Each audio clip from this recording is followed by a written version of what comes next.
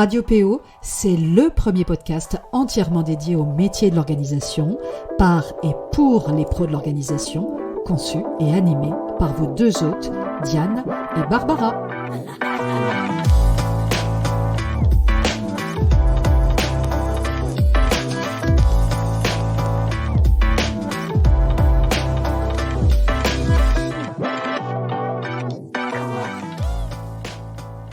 Je suis très heureuse de vous retrouver ce matin pour ce 6e épisode de notre podcast Radio PO. Vous êtes de plus en plus nombreux et nombreuses à nous suivre et ça nous fait extrêmement plaisir. Ce lundi, dans l'après-midi, on a participé à un COPIL pour comité de pilotage, un petit peu particulier puisqu'il s'agissait du COPIL bilan de l'opération Oser changer, mieux consommer, vivre plus léger, sur laquelle on a travaillé d'arrache-pied depuis plus de 18 mois pour et avec l'ADEME, qui est l'agence de la transition écologique. J'avais prévu initialement de vous partager le bilan de l'opération et de m'arrêter surtout sur l'apport de l'opération pour le métier de PO. Alors je le rappelle, PO pour professionnels de l'organisation, si vous découvrez le podcast à travers cet épisode, mais j'ai réalisé que j'ai tellement de choses à vous partager que je suis obligée de scinder cet épisode en une série de plusieurs épisodes. On verra par la suite si c'est 2 épisodes, 3 épisodes, 4 épisodes, je verrai un peu plus tard. Pour ce premier épisode, en tous les cas dédié à l'opération Oser changer, qu'on a donc menée avec l'ADEME, je vais vous faire rentrer dans les coulisses de l'opération. D'une part, parce que ça va me permettre de partir du tout début et donc de bien vous expliquer comment est née cette opération, en quoi elle a consisté, quels étaient ses objectifs, quel rôle on y a joué, mais aussi de vous partager de l'intérieur, finalement, ce que j'ai vécu à travers cette opération complètement inédite. On va remonter un petit peu dans le temps. Nous sommes en mai 2020, le 6 mai précisément, et je reçois en fin de journée, vers 19h, un mail de Florian César, responsable du cabinet Agathe, spécialisé dans l'accompagnement de la transition des territoires et des organisations vers des modes de vie plus sobres. Florian m'explique dans son mail qu'il a déjà réalisé plusieurs études pour l'ADEME, notamment une étude directement en lien avec le zéro déchet chez les particuliers ou encore une étude de vulgarisation des études de recherche en sciences sociales sur le gaspillage matière. D'où vient-il? Comment est-il perçu? Défini? Évité? Légitimé par les individus? Et il a aussi rédigé un panorama de la notion de sobriété pour aider l'ADEME à défricher le sujet. Qu'est-ce qu'on entend par sobriété? Quels sont les mouvements, les approches, les idéologies, les pratiques associées? Comment la décliner à l'échelle d'un territoire, etc., etc. Alors, déjà, autant vous dire que ces quelques mots ont suffi à attirer mon attention parce qu'on est quand même pleinement, nous, à notre niveau, au niveau de Temps Équilibre, mais aussi de l'Académie des pros de l'organisation, dans les sujets qui nous parlent au quotidien, zéro déchet, gaspillage, ADEME, transition écologique, tri, désencombrement, consommation plus responsable, etc. Puis, il m'explique donc que l'ADEME vient de sortir un marché public, donc, pour une nouvelle étude qui promet d'être passionnante, je le cite, et de mettre en valeur notre métier. Faire accompagner 20 foyers français par des home organizers qui sont, je le rappelle quand même, des professionnels de l'organisation spécialistes du tri, du désencombrement et du rangement des espaces de vie chez les particuliers, pour donc comprendre et analyser comment ces foyers peuvent arriver à prendre conscience du gaspillage, et notamment du gaspillage des objets, de l'accumulation, des pratiques de consommation, etc., etc. Il est, lui, en train de constituer un groupe pluridisciplinaire pour répondre aux demandes du cahier des charges de l'ADEME, et il m'explique que de par mon expérience d'accompagnement, mon expérience de formatrice et mon implication dans la FFPO, qui est donc la Fédération francophone des professionnels de l'organisation, je semblais, pour lui en tout cas, avoir le profil idéal pour rejoindre l'équipe et l'aider donc à construire une réponse pertinente.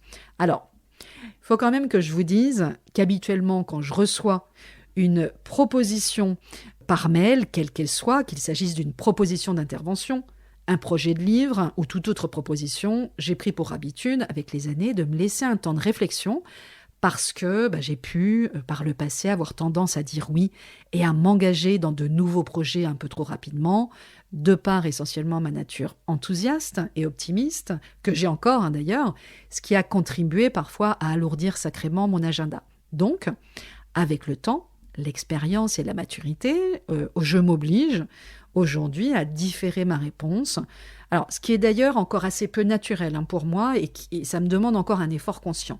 Mais ce petit effort conscient, quand même, me permet très concrètement de ne pas multiplier les projets, de préserver mon agenda et donc mes priorités, et d'accorder des vrais oui pleins et entiers quand je choisis de les accorder.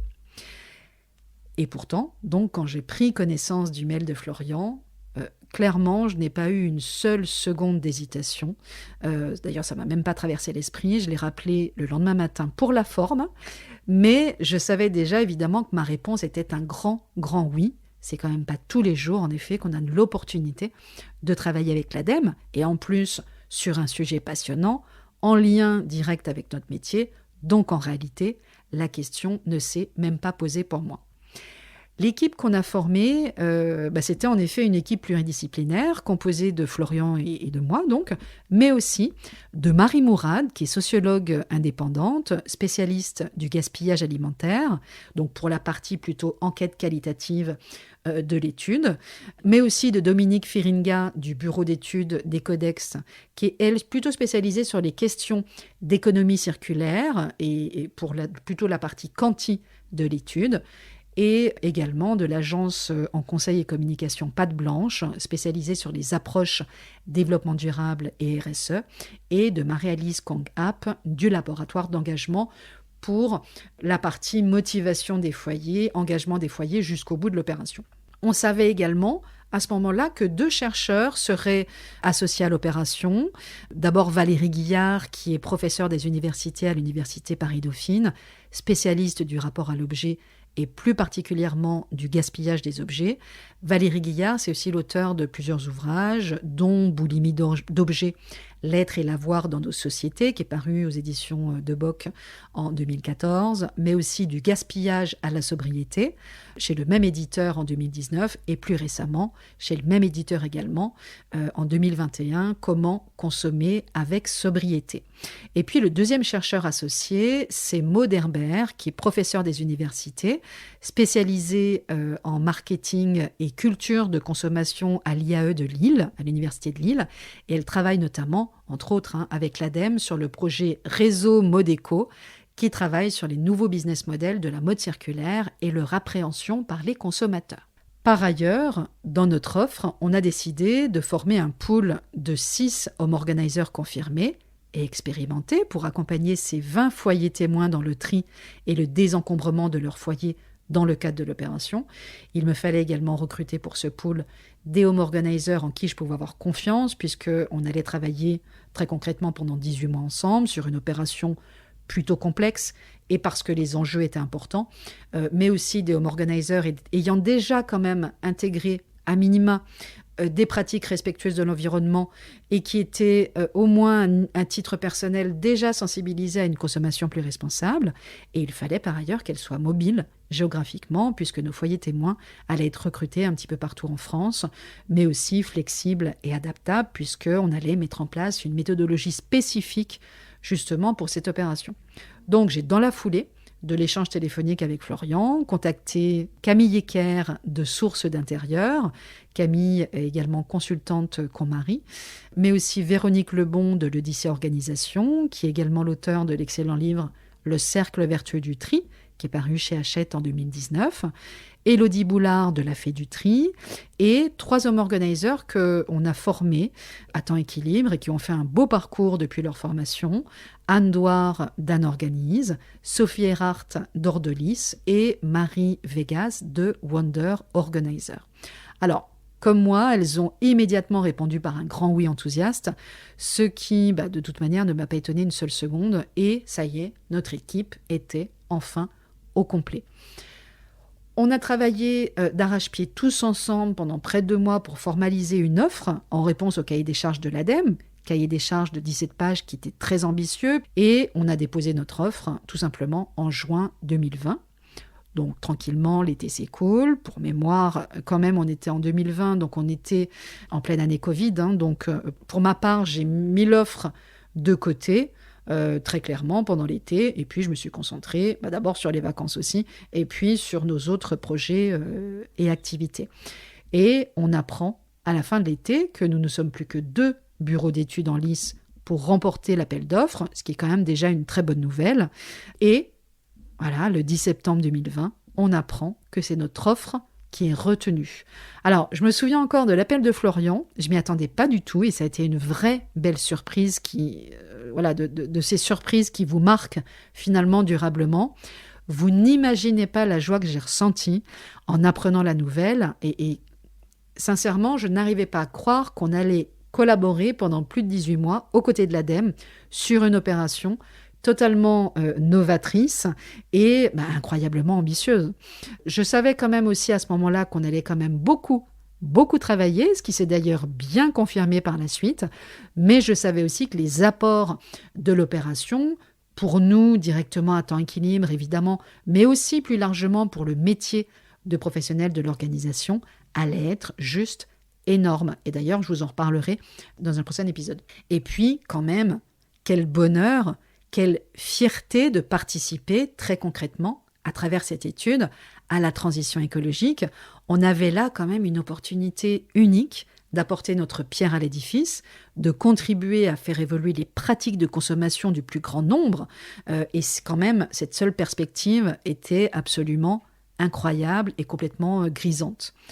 Alors, au départ, si on parle un petit peu de notre rôle finalement dans l'opération, au départ, le rôle de temps équilibre au sein du groupement, c'était de concevoir une méthodologie d'accompagnement qui puisse être déployée indifféremment pour tous les foyers, quelle que soit la surface de leur habitation, leur niveau d'encombrement, leur situation géographique et la typologie du foyer, que ce soit une famille nombreuse, un couple sans enfants, un homme seul, etc. Ce qui était quand même, mine de rien, un vrai défi parce que nos interventions sur le terrain, en général, dans nos pratiques professionnelles, sont habituellement et finalement naturellement calibrées en fonction des contraintes et des problématiques de nos clients et en fonction potentiellement aussi de leur budget. Mais là, au départ, on n'avait aucune info sur les foyers qu'on allait accompagner. Donc c'était quand même quelque chose d'assez costaud finalement à imaginer et puis à décliner, à mettre en place par la suite.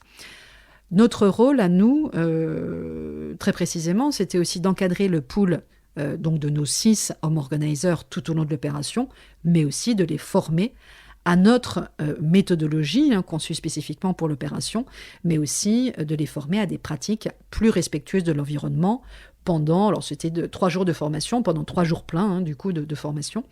Et puis, très rapidement, finalement, je me suis retrouvée un petit peu copilote de l'opération aux côtés de Florian, et on a organisé chaque semaine, pendant près de 18 mois, un temps d'échange en visio d'1 heure au plus avec nos 2 interlocutrices à l'ADEME, que sont Émilie Spesser et Marianne Bloquel, toutes 2 travaillant donc à la direction économie circulaire dans le service consommation et prévention, pour avancer finalement en mode agile, semaine après semaine, sur le projet, ce qu'on a parfaitement fait. Voilà.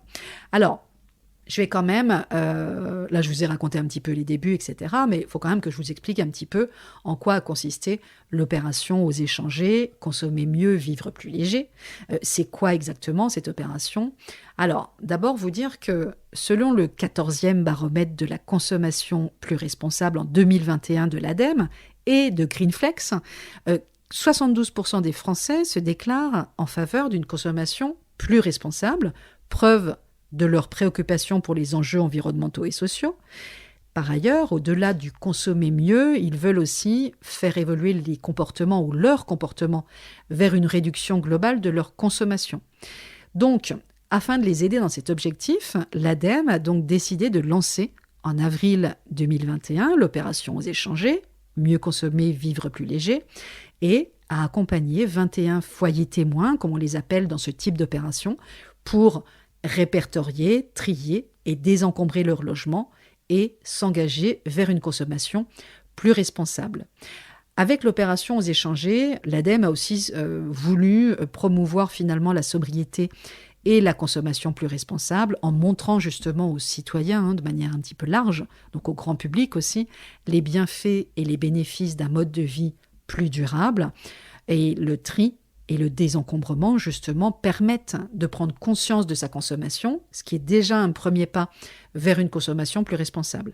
Et donc, ils permettent de prendre conscience aussi, le tri et le désencombrement, de la quantité d'objets possédés et d'engager, du coup, une réflexion sur les modes de consommation actuels et sur les changements à opérer pour tendre vers davantage de sobriété. Donc, l'objectif de l'ADEME avec cette opération, ça n'est pas uniquement de désencombrer les habitats, mais c'est de faire prendre conscience aux personnes, et notamment aux personnes que l'on a accompagnées, de l'accumulation d'objets, et y compris d'ailleurs du gaspillage des objets. On en reparlera également dans un autre épisode, et de les amener à se questionner sur leurs besoins et de modifier progressivement leur consommation pour aller notamment vers plus de durabilité. Alors, vous le savez, pour les accompagner dans leur expérience, les foyers donc ont été encadrés par une home organizer expérimentée et formée aux enjeux de consommation plus responsable. Et entre avril et juillet 2021, 5 visites à domicile ont été organisées afin de rencontrer les foyers, afin de les aider et de les former justement aux bonnes pratiques de tri, de désencombrement et de consommation plus responsable, et enfin de faire le bilan. L'AHO, pour Home Organizer, est également en contact avec eux durant toute l'opération, donc c'était quand même un accompagnement global pour répondre aux questions et aux éventuelles difficultés, mais aussi pour booster les membres de la famille, le foyer, pour les encourager, pour leur donner des conseils justement sur le comptage, le tri et le désencombrement des objets. Parce que faut quand même bien savoir que très concrètement, ce qu'on a demandé au foyer, c'est de trier, de compter objet après objet, puis de désencombrer 6 catégories d'objets, ce qui a représenté clairement un travail colossal. Donc les 6 catégories d'objets, c'était les vêtements et les chaussures, les appareils électriques et électroniques, qu'on appelle aussi les 3 E, le mobilier, le bricolage et le jardinage, les jeux et les jouets et les équipements sportifs. Donc, avec leur home organizer, les foyers ont donc abordé la question du désencombrement, c'est-à-dire se poser la question des objets dont ils considèrent avoir besoin versus les objets dont ils considèrent ne plus avoir besoin. Donc là, on est plutôt sur le tri, qui sont d'ailleurs souvent non utilisés, et dont ils peuvent ainsi se séparer. Et le travail a consisté aussi à identifier comment donner une seconde vie à tous ces objets non utilisés plutôt que de les stocker. On peut par exemple les donner, les vendre, les faire réparer, leur trouver une nouvelle utilisation, les recycler en déchetterie pour éviter de les jeter à la poubelle, etc., etc. Et puis, après la visite à domicile de la home organizer, les foyers ont donc pu mettre en pratique ce qu'ils ont appris en triant et choisissant les objets dont ils voulaient se séparer, donc le tri à proprement parler.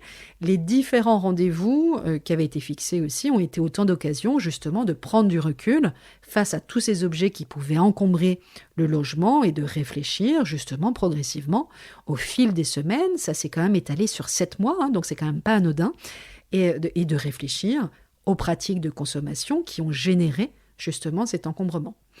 Et enfin, donc, à l'aide d'outils fournis par la Home Organizer, outils qu'on avait conçus évidemment en amont, les foyers ont choisi de mettre en place un ensemble de gestes destinés à avoir une consommation plus responsable, comme par exemple limiter les achats impulsifs en attendant 24 heures avant d'acheter quelque chose, avant chaque achat. Mais ça peut être aussi réfléchir précisément à leurs besoins, ça peut être aussi acheter d'occasion ou identifier rapidement ce qui ne sert plus et pourquoi, etc., etc. Il y a plein de pistes possibles. Voilà donc pour les grandes lignes de l'opération. Je vais m'arrêter là parce que on a déjà vu beaucoup de choses. Dans tous les cas, je reviendrai dans un prochain épisode, d'une part, sur ce que l'on entend quand même précisément par le gaspillage des objets, parce que c'est important quand même que vous preniez bien en compte et que vous réalisiez bien finalement les enjeux d'une consommation plus responsable et le rôle qu'un professionnel de l'organisation aussi peut jouer là-dedans. Et puis tout un chacun, hein, on peut tous finalement se saisir de ces enjeux et puis œuvrer effectivement à notre échelle. C'était un peu aussi le but de l'opération, hein, c'est de mettre aussi à disposition du grand public des outils faciles à mettre en pratique, hein, finalement, pour leur permettre eux aussi de trier, de compter, de désencombrer et puis de faire évoluer justement leurs pratiques en matière de consommation. Voilà. Je reviendrai aussi dans un prochain épisode sur le bilan chiffré et opérationnel de l'opération, hein, aux échangés. Bilan d'ailleurs qui a été complété et sincèrement c'est super intéressant par le regard justement des chercheurs, hein, qu'on a eu la chance d'avoir sur l'étude, que ce soit Valérie Guillard, Maud Herbert, mais aussi Marie Mourad, qui était l'une de nos co-traitants en fait dans le groupement, pour prendre justement un peu de hauteur sur nos pratiques de consommation. Voilà. Et puis, je reviendrai enfin, évidemment, sur l'apport important, considérable de l'opération pour notre métier. Pour nous, c'est un marqueur fort, cette opération. Mais ça, je vous expliquerai ça beaucoup plus en détail. Je vais m'arrêter là parce que je suis une grande bavarde et je pourrais continuer comme ça des heures et des heures. Je vous souhaite en tous les cas un bon vendredi, un doux week-end. Et puis surtout, je vous retrouve très bientôt pour un nouvel épisode. À très bientôt.